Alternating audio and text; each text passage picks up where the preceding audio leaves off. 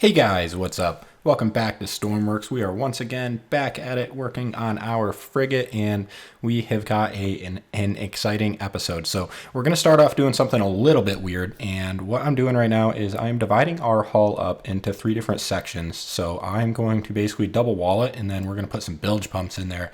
I'm going to test it a little bit, see how we like it, but then in the later half of the episode, we're going to get the engine in. So we're going to play around with these double hulls for a little bit. You guys can see the crankshaft in the background. We're going to move that, but yeah, we're going to play around with this. We're going to see how this goes. The main goal is really to make it more durable, harder to sink. It's a warship, so that's kind of what we're doing. But yeah, we're going to get right into it with this one. This first half of the episode is not going to be anything too complex. We are just going to kind of be playing around. I'm beefing up the front of this hull quite a bit. And that is just because I'm not going to put any cavities up here. So the front is going to be plenty thick. This thing is going to be as beefy as possible, ideally. So that's kind of why I'm doing this. And I want to do this early on, obviously, so we don't have as many kind of pipes and doorways and walls and all of that kind of fun stuff to, get in the way. So really, we're just going to get this out of the way right now before we get into any of the building of the actual interior of the ship. And to clarify, I really don't know if this is going to actually work either. So this is something that I was just playing around with. I've never done this. And I did get it to work, but there's a couple caveats to that, I will say. So if you guys want to do something like this with your ship, the one thing that I would recommend is, and you'll probably see us do this a little bit later, but essentially you want to put a pipe that connects the say this front tank, middle tank, and rear tank. You want to put one that connects the right front to the left front, and the middle, the right middle to the left middle, and the rear right to the left right, or the left rear. Jeez, I can't speak right now. I'm sorry, guys.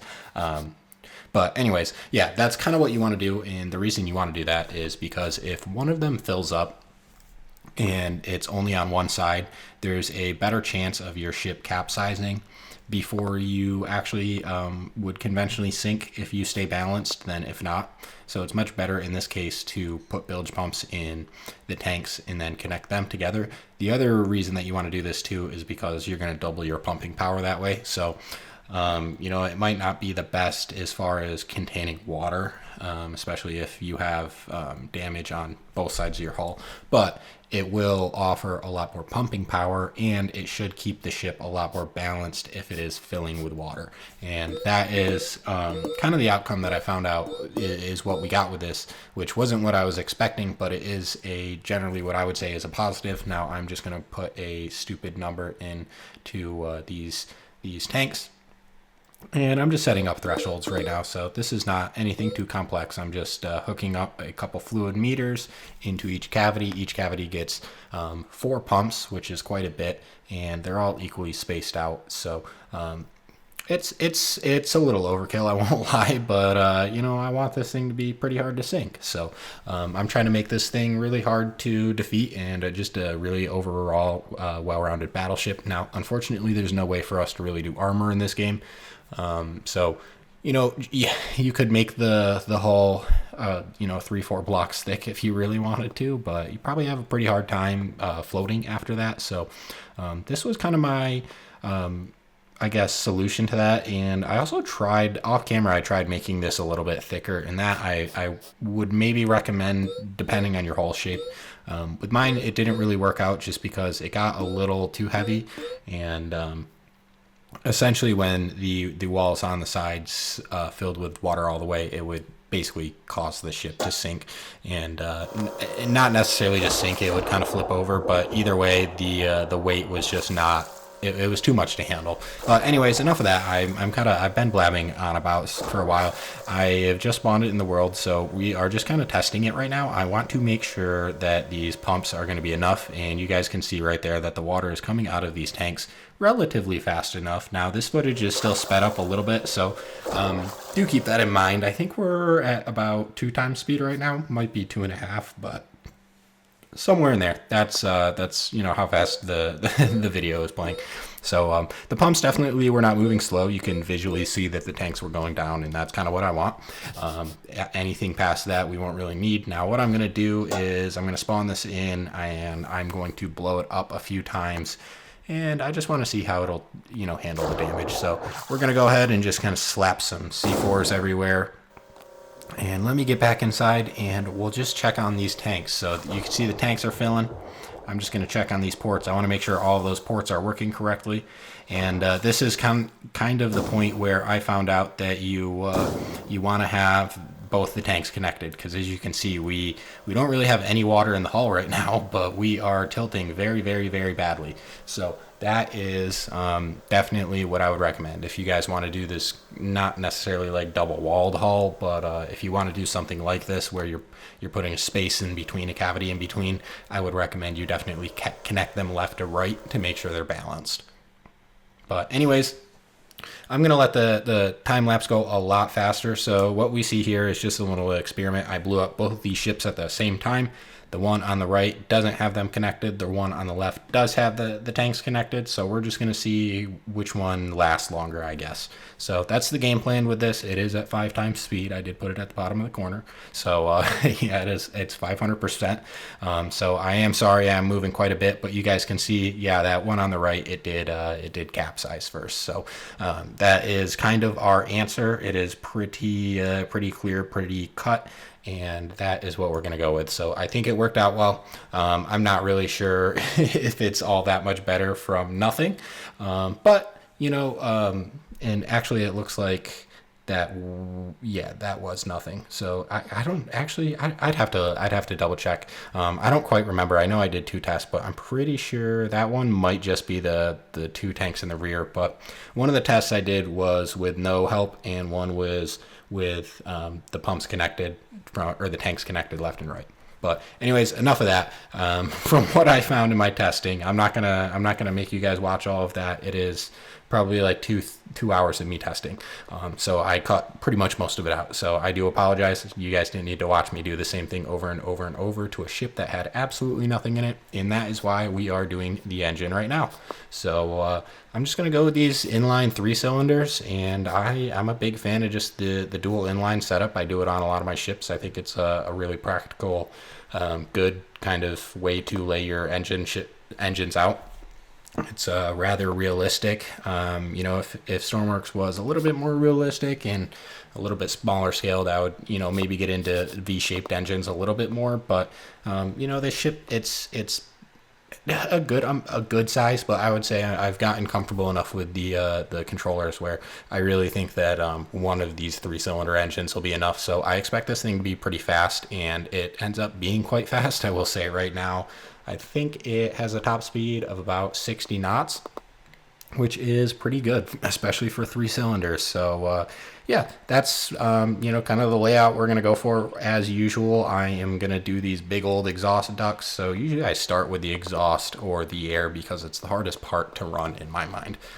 So you don't really need to do it my way. Now I put an exhaust port on every single cylinder. So we have 6 pipes we got to hook up and get into our smokestack. You don't really need to do that. I do that. I also will usually add more air ports to an engine than I need to, but it's because I want to make them look like they are set up more or less realistically, and that's also why I don't go for these big, like 20, 30 cylinder engines.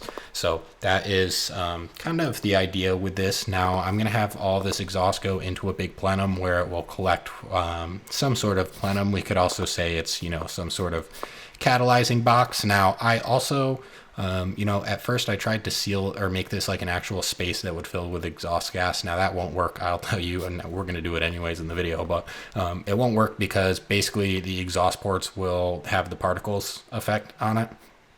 And so your inside of your hull will just have exhaust particles all over it, and that is not at all what we want. So yeah, just if you're going to try to do the same thing, just I guess make it look the part, but just plumb it actually like it would with pipes still.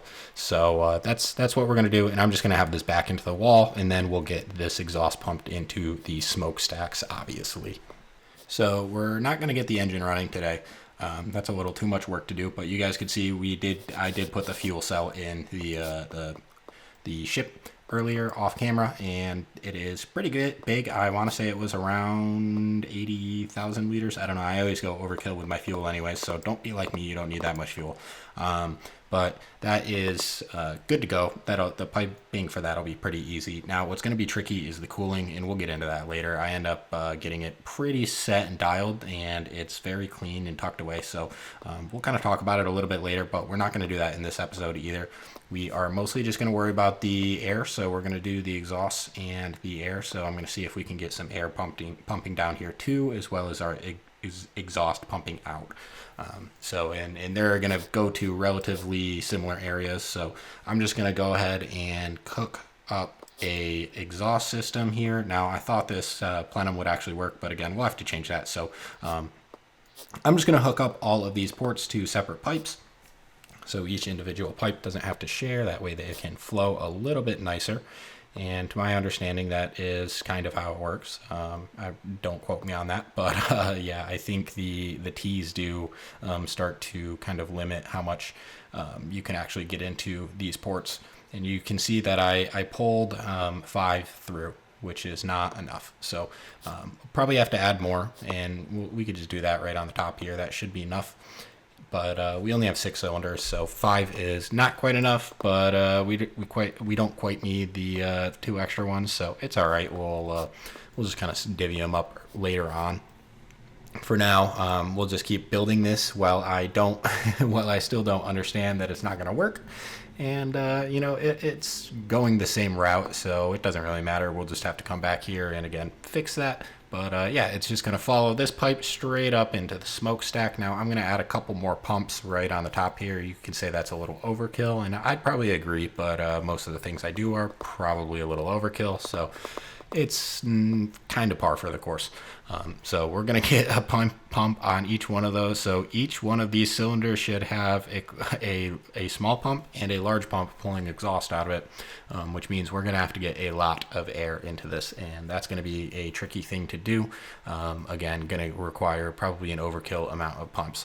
So anyways, I'm going to smooth this out, make it look a little bit nicer here, but I do like the overall shape of this. Now, you could argue that, that could be the intake or, whatever, but I'm going to say that that's the exhaust. I'm going to say that, that's going into some sort of catalyzing box, some sort of, muffler, DPF, SRC, I don't know. I'm just saying fancy stuff, but yeah, some sort of exhaust cleanup system, we'll say. That was the plan, and generally on ships this size, they do go into a very, very, very large venting system. And maybe not this size, just because this ship really isn't that large. It's just in Stormworks' scale, it's pretty big. But yeah, enough of that. I'm gonna do basically the same thing. We're gonna have these giant plenums for the intake, the air coming into the engines, and they're just going to follow the exhaust the same way they would on most normal engines. Especially this is kind of the reason that I really like the inline layouts, by the way, is it just makes routing these very easy, and it makes it look really, really nice and clean. Now, I was thinking about doing a couple turbos, but I don't know. They're kind of a pain. It's just a lot easier and simpler if you just use the pumps.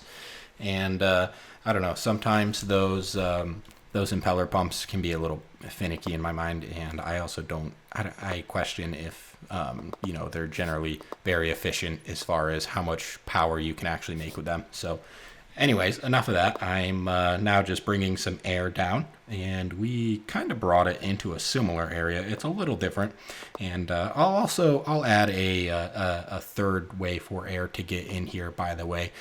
But you guys will see that. I don't know actually if you will. Actually, now that I think about it, I think I did that off camera. But anyways, yeah, there's going to be a third route of air into this intake manifold, I guess you could call it.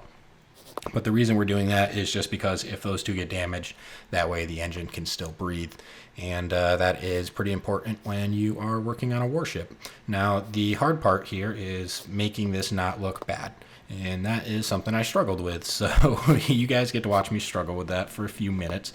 We do get it to a point where it doesn't look too bad. I think the mistake here was really trying to make this weird, goofy shape. And I think once we get rid of that goofy shape, it will look ultimately a lot better. But yeah, I'm just going to keep playing around with these shapes. and we're going to try to make this look a little bit smoother, a little bit better, and hopefully that will look good. See if we can just smooth it out completely. I think that might be a little too chunky, but we'll see. Here we go. That looks a little bit better, and just fill it in. It's still a little chunky, but I guess that'll kind of do for now. We just got to really get it hooked up for now. We can play around with the looks. Also, a lot of this will get blocked out by walls and doors and other mechanical things and that kind of stuff later. You guys will see.